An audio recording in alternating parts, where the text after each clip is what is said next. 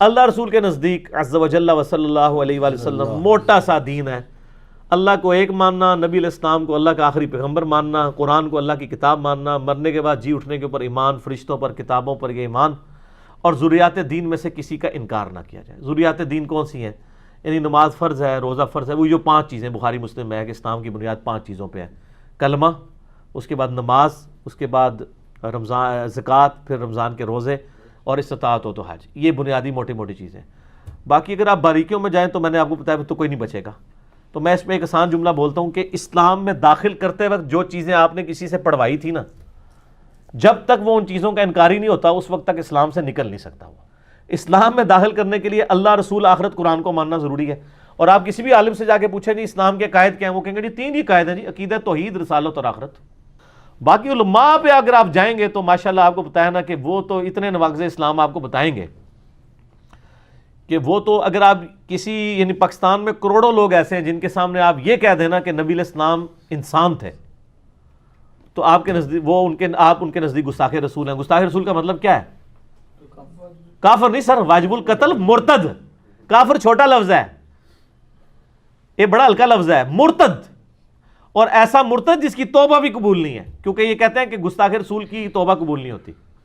نبی کریم صلی اللہ علیہ وسلم کی بارگاہ وہ بارگاہ ہے کہ ہمارے فقہ حنفی کی روشنی میں اگر کوئی سرکار صلی اللہ علیہ وسلم کی توہین کا مرتکب ہوتا ہے اور وہ اللہ تعالیٰ کی بارگاہ میں توبہ کرے تو عند اللہ تو اس کی توبہ مقبول ہے. یقیناً اللہ تعالیٰ توبہ قبول فرمانے والا ہے، اس سے کوئی انکار نہیں کر سکتا. لیکن جو حاکم اسلام ہو، اگر بالفرض ہوتا یا قاضی ہوتا، اس پر کیا لازم تھا؟ تو ہمارے احناف یہ کہتے ہیں کہ قاضی کو چاہیے کہ اس کی توبہ قبول نہ کرے. توبہ قبول نہ کرنے کا مطلب لازم سزا کا جاری کرنا. یہ بھی ڈاکٹرائن آپ نے سمجھنی ہے. وہ کہتے ہیں اللہ کے گستاخ کی توبہ ہے، نبی کے گستاخ کی نہیں ہے. اچھا جی، تو جب جس ملک میں یہ حال ہو لوگوں کا، وہاں آپ کیا ایکسپیکٹ کریں گے نواقض اسلام؟ تو ٹھیک ہے، ہم تو ان تلخ رویوں کے خلاف یعنی شروع سے بول رہے ہیں، اور یعنی یہ اپنے لیے ہم یعنی اس ملک کو ہم جہنم بنا رہے ہیں اس حوالے سے کہ یہ علماء نے جس طرح کے تلخ رویے پبلک کے اندر پروپیگیٹ کر دیے نا، کفر و شرک کے اور گستاخانہ رسول کا فتویٰ لگانے کے. کسی بندے کو نہیں چھوڑتے، کوئی بات نہیں جانے دیتے. یعنی آپ اگر یہ کہہ دیں کہ نبی علیہ السلام فوت ہو چکے ہیں،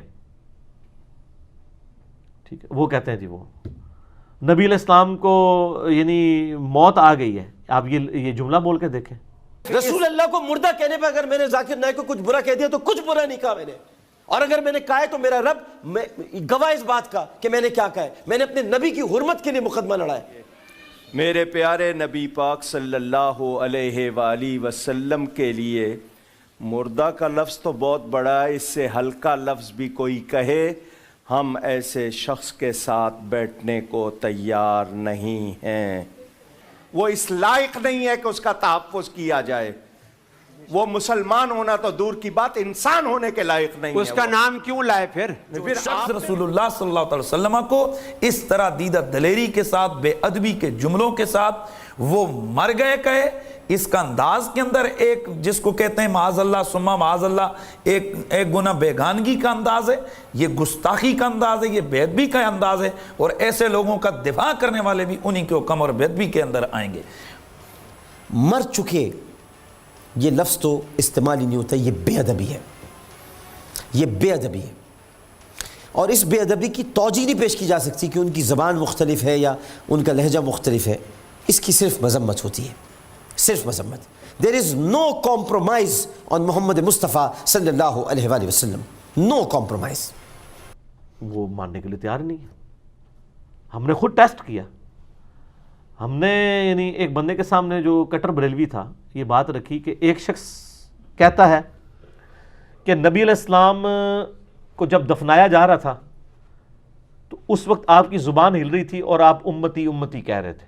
حضرت فضل بن عباس کہتے ہیں جب میں نے حضور کو لحد میں اتارا تو یہ حضرت فضل بن عباس دائیں بائیں جاتے تھے. تو حضرت صدیق اکبر نے کہا کہ آپ قریبی بھی ہیں، حضور کے چچا زاد بھی ہیں، تو کوئی بات کرنا چاہتے ہیں حضور سے اتر جائیں لحد میں. تو یہ حضور علیہ السلام کی لحد میں اتر گیا. تو کہتے ہیں میں نے کفن کی تنیاں کھولی اور میں نے دیکھا کہ حضور کے لب ہل رہے تھے. تو کان قریب کیے تو حضور کہہ رہے تھے رب حبلی امت کا، اے اللہ میری امت کا معاملہ میرے ہاتھ میں دے دے. تو حضرت فضل بن عباس باہر نکلے راحت سے اور جو پاس کھڑے تھے ان صحابہ کو بتایا کہ حضور یہ کہہ رہے ہیں، اللہ اکبر، تو سارے رو پڑے۔ اب یہ عشق رسول کی ایک جھوٹی سی بات انہوں نے مشہور کی ہوئی، حالانکہ کہیں موجود نہیں ہے۔ تو بتاؤ یہ عاشق رسول ہے یا وہ عاشق رسول ہے جو یہ کہے کہ جو محمد کی عبادت کرتا تھا وہ جان لے کہ محمد مر گئے ہیں، اور جو اللہ کی عبادت کرتا تھا وہ جان لے اللہ زندہ۔ وہ کہنا یہ دوسرا تو بہت بڑا بغیرت اور گستاخ رسول ہے۔ اس کو تو نہیں پتا نا کہ حضرت ابوبکر کا خطبہ ہے یہ بخاری میں، من کان یعبد محمدا فإن محمد قد مات، کیونکہ عشق کی جو ڈاکٹرائن پڑھائی ہے نا اس میں واقعی انتہائی گستاخانہ جملہ ہے۔ حضور کی میت کے اوپر حضور کے فضائل نہیں بیان ہو رہے، بلکہ کیا ہو رہا ہے کہ فوت ہو گئے ہیں، ان کی عبادت نہیں ہوتی تھی، اللہ کی عبادت کرو۔ سر کسی بھی دنیا کے بندے کی وفات کے اوپر اس کی تعریف کی جاتی ہے، اور نبی علیہ السلام کی تربیت کیا ہے کہ حضرت ابوبکر صدیق کیا کہہ رہے ہیں؟ پہلا خطبہ بخاری میں الفاظ یہ ہیں کہ جو کوئی محمد کی عبادت کرتا تھا جان لے کہ محمد فوت ہو گئے ہیں، اور جو اللہ کی عبادت کرتا تھا جان لے کہ اللہ تعالیٰ کو موت نہیں آئے گی، وہ زندہ ہے۔ مجھے بتائیں صحابہ میں کوئی حضور کی عبادت کرتا تھا؟ کوئی بھی نہیں۔ تو یہ ایک جعلی جملہ گھڑ کے بتانے کی ضرورت کیا تھی؟ اس لیے کہ جو بعد میں جعلی عاشقان رسول آنے تھے نا ان کے منہ پہ ہم تھوپ سکیں کہ یہ نبی کی تربیت ہے۔ حضرت ابوبکر کو پتا تھا کہ پہلے انسانیت نے بہت بڑا رسک لیا ہے کہ آج اس وقت دنیا کا سب سے بڑا شرک ایک پیغمبر کے نام پہ ہو رہا ہے۔ کون؟ عیسیٰ ابن مریم، اور وہ شرک سامنے تھا۔ نبی علیہ السلام نے بھی دوسرا عیسیٰ ابن مریم بن جانا تھا اگر آپ تعلیمات نہ یہ دیتے۔ بخاری میں حدیث ہے، میری شان کو اس طرح بلند نہ کرنا جس طرح عیسائیوں نے اپنے نبی کو بڑھا دیا تھا، میں اللہ کا بندہ اور اس کا رسول ہوں، مجھے اللہ کا بندہ اور اس کا رسول کہنا۔ یار وہ اصحاب جو بخاری مسلم میں آتا ہے آپ کے وضو کا پانی نہیں گرنے دیتے تھے، آپ کا بلغم اپنے ہاتھوں پہ لے کے چہرے پہ ملتے تھے، آپ کا پسینہ خوشبو کے لیے استعمال کرتے تھے، آپ کے کرتے کا دھون استعمال کرتے تھے، آپ کے بال مبارک یعنی ایز اے تبرک رکھتے تھے، اتنی عقیدت رکھتے تھے۔ وہ اصحاب یہ کہنے کہ محمد علیہ السلام فوت ہو چکے ہیں اور ان کی میت کے اوپر، اور ساتھ فیبریکیٹڈ جملہ بول رہے ہیں کہ جو کوئی محمد کی بات کرتا تھا جان لے کہ محمد فوت ہو چکے ہیں، حالانکہ کوئی بھی نہیں تھا کرتا، آج بھی کوئی نہیں کرتا۔ لیکن اتنا سخت جملہ بولنا، میرا خیال ہے اگر مدینہ شریف میں 295C لگی ہوتی نا اس زمانے میں تو حضرت ابوبکر گئے تھے، کیونکہ انہوں نے کہنا تھا یار اس نو پوچھو یہ کیڑا عبادت کرتا ہے ساڈے چوں، اسی کو نبی نو خدا مننے ہاں، یہ تو یہی کہتے ہیں نا وہاں پہ، اسی خدا تے نہیں منتے، خدا دا بندہ مننے ہاں، اسی کو تو خدا مننے ہاں، تو کی تقریر پہ کرنا ہے میں کہ جو محمد کی عبادت کرتا تھا وہ جان لے کہ محمد فوت ہو گیا۔ تانوں کوئی اور گل نہیں سمجھ آئی؟ تانوں حیات النبی نہیں یاد آئی، وفات النبی یاد آ گئی ہے؟